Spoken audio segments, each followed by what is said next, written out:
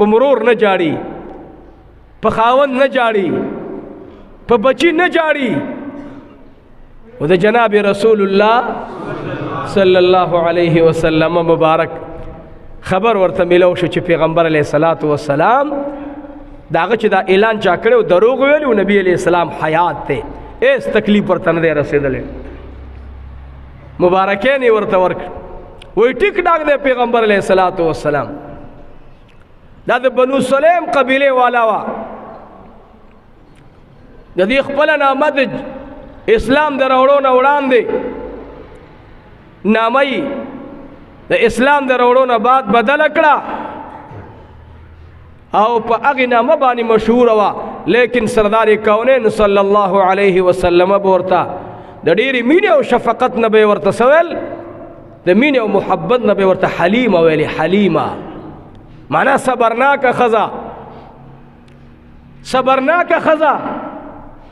رور شهید شو، الله دې ورته جنت ورکی. زما محبوب څنګه دی؟ خاون شهید شو، الله دې جنت اعلی مقام ورکی. محبوب څنګه دی؟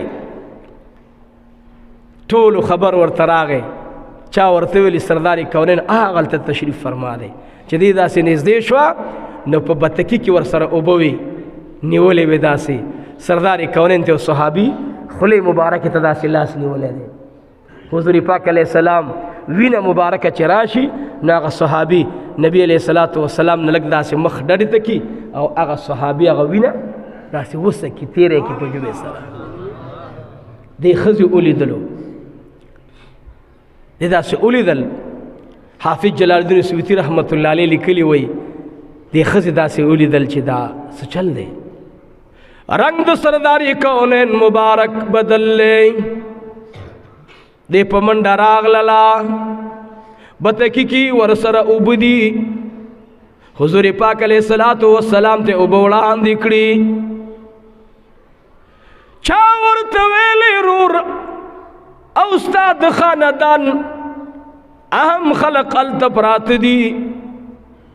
دې صحابي نه تپوس کوي، ورته وی سرداری کونین مبارک دا خوله مبارکه ولې په وینو باندې سره؟ ورته وی تا ته پته نشته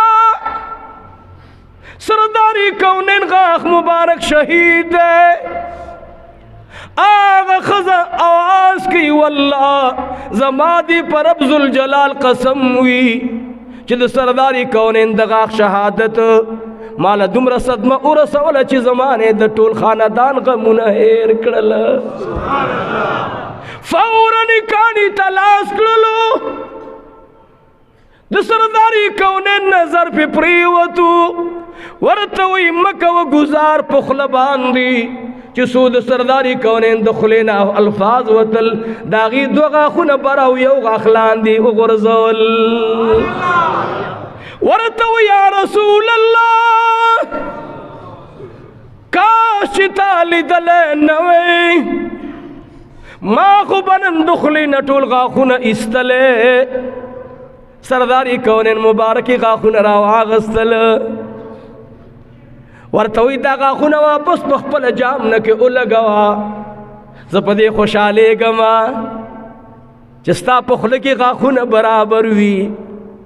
بی قسم خوري وی زما دې د خدای په ذات قسم وي که د سرداری کونین خفګان وجه نه وی نو ما به د خولې نه ټول غاښونه ایستلی وی.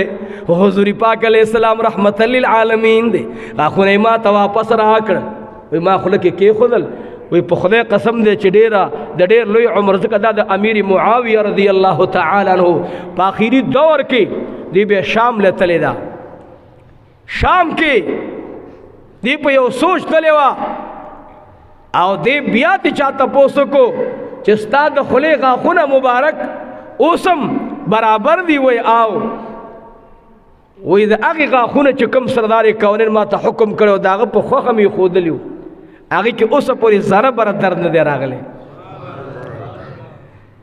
محبت د ښځو داو، محبت د سړو داو. عکرمه رضی الله عنه وی یا رسول الله صلی الله علیه وسلم زما یو ورځو تمنا ده او هغه دا چې ته ما ته مخامخ دعا وغواړه. ما له څه وغواړه؟ دعا وغواړه. ما په مخکې جمعه باندې مې ویلي افضل د مفضول نه دعا غوښتی شي، مفضول د افضل نه دعا غوښتی شي. اکرمه رضی الله عنه مال تعلیم راکوي. تعلیم دا دی چې په خپل عمل باندې به تکې نه لګې چې زه مونځ ګزاره یم، زه تهجد ګزاره یم، ما جهادونه کړي. سردار کونین صلی الله علیه وسلم ورته دعا وکړه. اکرمه رضی الله عنه د ډېر لوی زیرکتیا او د لوی هوښیارتیا نه ډکه خبره د خولې نه راوباسي. محبوبه نه مې جنت پکار دی، نه مې حوري پکار دي، نه مې غلمان پکار دي. و اکرمه نو څه غواړې؟ ورته وی ای د الله حبیبه صرف او صرف دا مې ارزو تمنا ده چې شپه ورځ د ستا مخ ته ګورمه. نو ماله دا دعا وغواړه چې جنت کې ستا ګاونډي شمه، سار او بیګا دې مخ ته ګورمه. هغه اکرمه رضی الله تعالی عنہ ته سرداری کونین دعا وغوښته. اکرمه وی زما دې د خدای په ذات قسم وي چې ما ایمان راوړی دی، زما سترګې د الله په فضل باندې، دا وی د خدای نعمت دی، دا وچېدو ته ما نه دي ورکړي. نو بیبي ورته یو ځل ویل دا دومره دې وجړل د سترګو نظر به دې ختم شي. نو خاوند درخواست نبی علیہ السلام ته وړاندې کو چې اې د الله حبیبه اکرمه ته نصیحت وکړه، په دې یریږم چې د سترګو نظر به لاړ شي، ختم به شي. اکرمه رضی الله عنه سار راغی نبی علیہ السلام ته وایي حضور پاک علیہ السلام ورته وفرمایل اے اکرمه عرض کوي یا رسول الله مور او پلار مې درنه قربان شه، محبوبه حکم کوا. ورته وی اکرمه لږ دې خوا راشه. دا سترګې مبارکې ځان ته رانږدې کړې د اکرمه رضی الله عنه. چې رانږدې کړې حضور پاک علیه السلام مبارک دې سترګو باندې ورته څه الفاظ ولوستل. او بیا لکه حسنین به چې کله کله دمول اکرمه رضی الله عنه دم کو. چې دم یې کو اکرمه وی د خدای په ذات مې د قسم چې زما په سترګو کې تر مرګه پورې به درد رانغی، او د ډېر د جړا د وجې نه به کله کله خوږېدلې، خو چې سردار کونین په دم واچولو نو هغه درد ختم شو، اوښکې بدللې. و یو ځلې ما ته ښځې وویل چې اوس که جاړه ما له پته لګېدلې چې حضور پاک د سترګې دم کړي دي، ستا سترګې به اوس خوږېږي نه. او اکرمه رضی الله عنه ورته وی بیبي که ستا دا سوجي چې دی به په دې سترګو ما ته کتلو باندې خوښ وي ما به ګوري. و بیبي والله که د دنیا یو نظر کتو باندې ما ته سکون ملاویږي، زه قسم درته خورم چې صرف او صرف د دې دپاره د الله نه روغ نظر غواړم چې آقا انعامدار ور باندې ګورم. بې مینه دې ځای ته لاړه ښه، بې محبت دې ځای ته لاړو. نن دور دا دی مونږ ته الله ایمان راکو، زمونږ سترګې د ګناه نه منې نه شوې، زمونږ سترګې په ګناه دومره عادت شوې. په خدای قسم دی دا خبره تاسو ته کوم او چا راته کړې ده. یو ملګری راغی ما ته ویل دا سترګې مې دم کړه، ما ته وکلي ورته مال دا شل دی ګناه ډېره مه ګوره.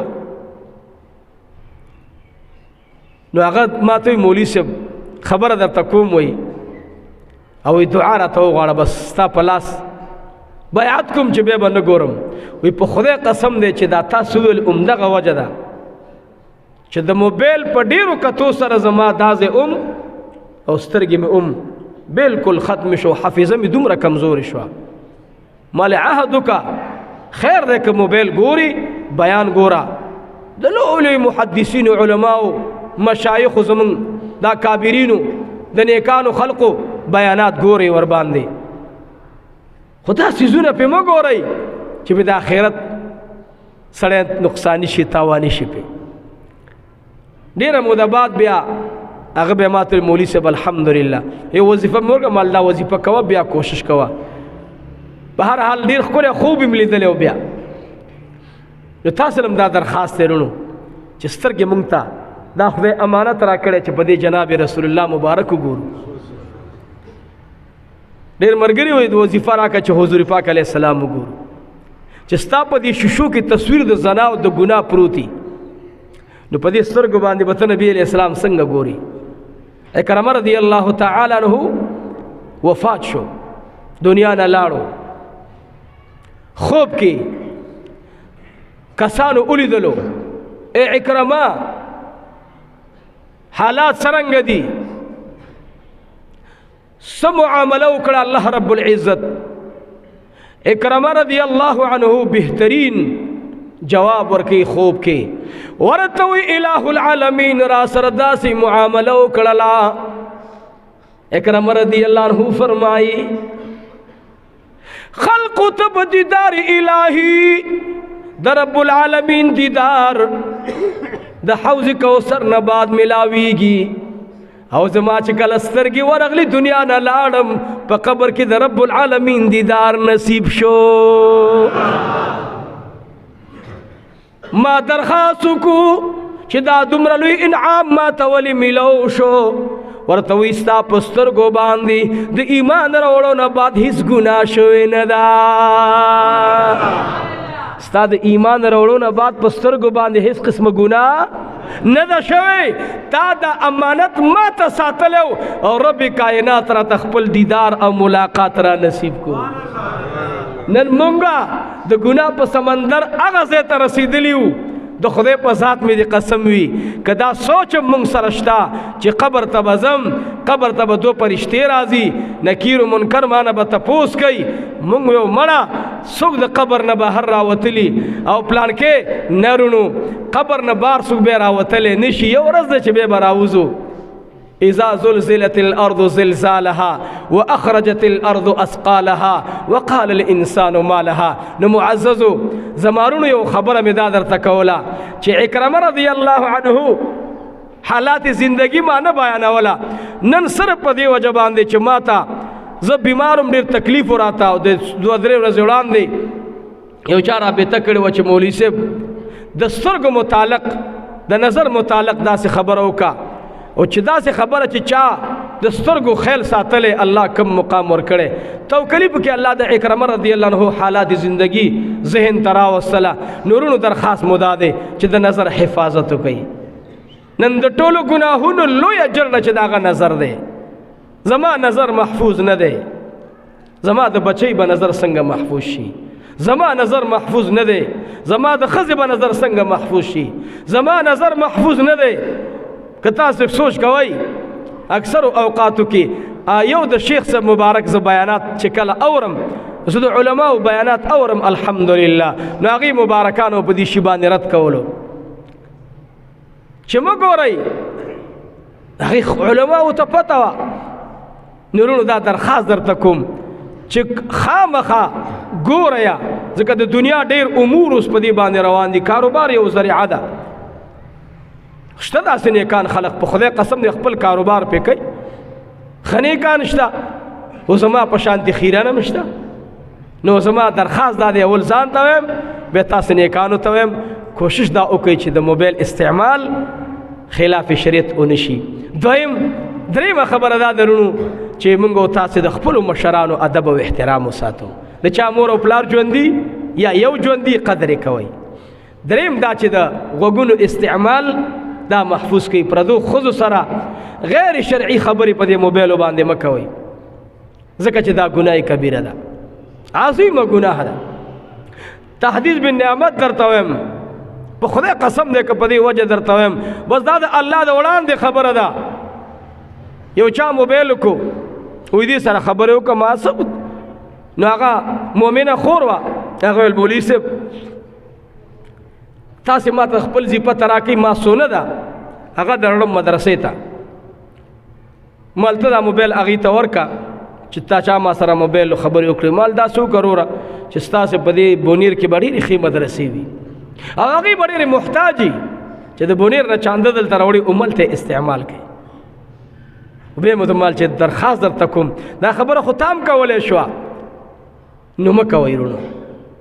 یو شی چې شریعت جایز کړی نه وي نو تقریبا ما نه چا تپوس کړو چې یاره زنانو ته که سړی داسې د موبایل په ذریعه باندې جواب ورکوي نو ګورو یاد ساتئ یو د علماو خپل فتوی د علما زما استادان دي او زه هغه عالم نه یم کمزور انسان یم زما د عاجز او ناچیز او بیکاره بنده فتوا دا ده چې ښځو سره دی په موبایل باندې د مسایلو جوابونه نه ورکوي زما درخواست دا دی او زما زنانو ته هم درخواست دا دی چې ما ته موبایل مه کوه درخواست درته کوم خاوند ته ووایه دا مسله ده ورزوی ته ووایه دا مسله ده ورور ته ووایه دا مسله ده او خاوند خو د ټول نه ځکه ستا د خاوند سره ټول ژوند کولاو دی نو دا خبرې موبایل باندې زما یو درخواست دی خدای دې وکړي چې علما پې خفه نه شي اگر چې علما به خبرې نه کوي زما یقین دا دی خو ما خپل ځان وښودو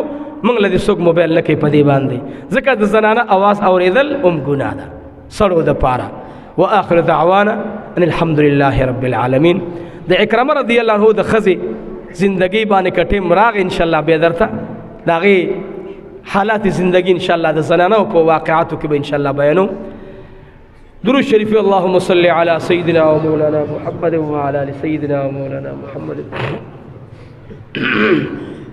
وبارك وسلم وصل عليه الحمد لله رب العالمين والعاقبة للمتقين والصلاة والسلام على أشرف الأنبياء والمرسلين سيدنا محمد وعلى آله وأصحابه أجمعين اللهم إنك عفو كريم تحب العفو فاعف عنا يا كريم دعاء غار إله العالمين دا كم بيان چې وشو دا ما خپل ځان ته وکړو الله یو سبق اورولو دوی ته مې واورولو نور دا څومره تقصیرات چې دي دا ګډ وډ مونږ خپل یو الله زمونږ ګناه معاف کړي الله زمونږ ګناه معاف کړي الله زمونږ ګناه معاف کړي خدایا منبر دی او د دې نسبت جناب رسول الله صلی الله علیه وسلم ته دی سردار کونین پسې تنې د قجوري وجړل د دې نه پته ولګېده چې لرګي ته هم دا حس کېږي چې په ما څوک ناست دی الله موږ درنه معافي غواړو په دې مجلس کې ډېر نیکان خلق راغلي سپینګیري دي علما دي سادات مبارکان دي شیوخ دي مدرسین دي پاکان خلق دی الله په دې مجلس کې الله دا دومره نیکان خلق راغلي زما یقین دی چې زمانه علاوه دا ټول نیکان دي زمانه علاوه دا ټول پاکان دي زه کمزور یم الله د دوی د اخلاص دا ډک راتلو سره زما بخنه وفرمایي د دوی بخنه وفرمایي د دوی او زمونږ د والدینو بخنه وفرمایي د دوی او زمونږ د مشرانو بخنه وفرمایي د چا بیبیانې وفات دي بخنه وفرمایي رب العالمین د چارونه وفات دي بخنه وفرمایي الله زمونږ د ټولو ګناهونه معاف کړي الله زمونږ مال اولاد د دین دپاره قبول کړي الله زمونږ مال اولاد د دین دپاره قبول کړي الله د شیطاني وسوسو نه مو وساتي الله تکبر غرور نه مو وساتي الله غوږونه د ګناهونو نه وساتي الله تر دې ټیمه پورې ربه غوږونو ګناه کړي ربه مونږ پې کړې ده الله سترګو مو ګناه کړي مونږ کړي ده الله لاسونو ګناه کړي مونږ کړي الله خدایا مونږ د ټولو ګناهونو عفو غواړو الله زمونږ د هر اعضاء د عضو نه چې کوم عضو ګناه کړي الله مونږ ته عفو فرمایي الله مونږ ته عفو فرمایي الله مونږ ته عفو فرمایي رب کریم الله دراغلو ملمنو شرعي حاجتونه پوره کړي الله زمونږ د میندو خویندو د حیا زندگی نصیب کړي الله زمونږ د پردې والا ژوند نصیب کړي رب کریم الله زمونږ د ټول امت دا کوم مسلې دي مخ ته پرتی دي امت پریشان ده الله د امت پریشانی په خوشحالو بدل کړي دعا غواړي مدرسې ته الله د دې مدرسې د غیب او امداد فرمایي الله کوم مرګرو دعا او درخواست کړي د خیر دعاګانې قبول او منظور کړي الله کوم ملمانه راغلي الله دواړه جهان خسته کړي زما بیان ته پسلو کې 10% اراده نه و بیمارم تکلیفم خو په خدای قسم دې مجلس ته داسې نیکان راغلي موږ له روحاني قوت راکو غنی ما بیگم سنت پناسته کړي فرض میں وکړ نور مون میں پناسته کړي بالکل میں بدن کې حرکت نو او بهر حال خدای دې ستاسو دار اتل قبول منظور کی نو چې دومره تاسو کولای شي تاسو کې دومره نیکان خلق دي نورونو به دې مدرسې ته دعا وغواړي یا الله دې مدرسې ضرورت د خپل خزانونو پوره کړي اخلاص سره امین وای یا الله د چا اجرو ته مور والا خدای د چا دروازو ته مو ورواله، خدای د چا کاروبار سي ته مو ورواله، د پیسو د غوښتو دپاره، د چاندي غوښتو دپاره مو چاته مو ورواله، او د دین د خبرې د رسېدو دپاره دنیا کونې کونې ته ورسوه. د دین خبره الله زمونږه خدای د دنیا ګوټ ګوټ کونې کونې ته الله ورسوه. خو یا الله په تمه د دنیا مو چاته مه ودروه، خدای مخلوق ته مه محتاج وه. الله مخلوق خپله محتاج دی. ربا ته د خپلو د خزانو دروازې موږ ته کولاو کې. الله څرنګه دا مدرسه تا چلوله، پرون یو ډاکټر صاحب راغلی و، اما ته مولوي صاحب یو کمیټي به جوړه کړو، یو ترتیب به برابر کړو، پتا بوج دی، سیوا دی، په ذهن دی بوج دی. الله دې دا ډاکټر صاحب سره د ستاسې خوشحاله کړي، نومې نالم الله دې خوشحاله کړي. بهرحال ورونو دا فکر دی الله زمونږ د ټولو نصیب کی. خدای دې مدرسې ته د نیکانو خلقو د نیک خیسته حلال مال انتظام وکا، پلیت مال الله د سود والا مال الله جامعه محمدیه نه محفوظ وساته، الله جامعه محمدیه د حرام مال نه محفوظ وساته. الله زمونږ دینی مدارس حفاظت وکا، الله زمونږ د دینی مدارس حفاظت وکا. الله کم مدارس الله چې علماء حقانیر علماء ربانین پکې موجود دي د ټولو مدرسو حفاظت وکا. دعا وغواړي الله امت کې اتفاق اتحاد راولي.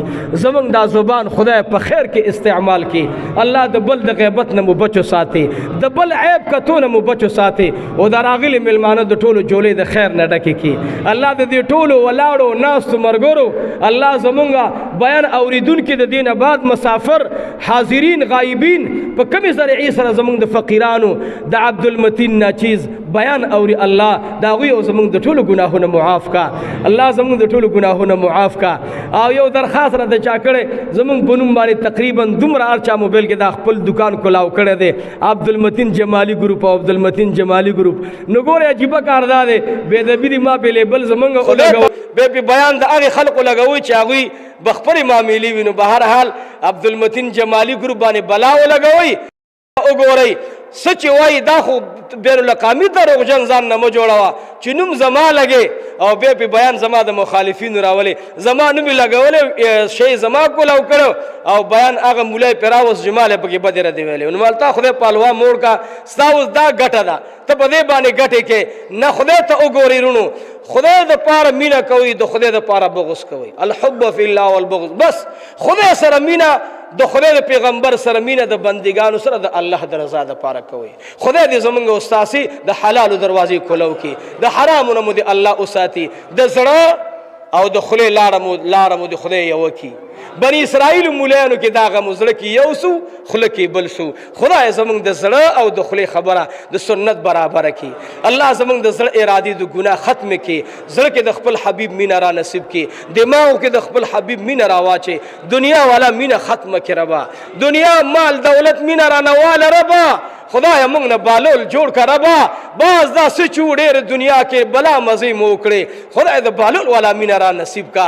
الله د دنیا د مینې نه مو زړه تور کړه ربا. خدای دا څه دنیا ده، الله د دې دنیا د وجې نه سترګې په ګناه، غوږونه په ګناه، لاسونه په ګناه. یا الله خپله مینه راکا، د آقا مینه راکا، د محبوب مینه راکا. الله خپل رضا راکا، د محبوب اتباع راکا، بچی مو نیکان صالحان کا. خدای د حلالو دروازې مونږ ټولو ته کولاو کا. اخر وخت زمونږ د ټولو دا کلمه نصیب کړي چې لا اله الا الله محمد رسول الله صلی الله علیه و آله وسلم.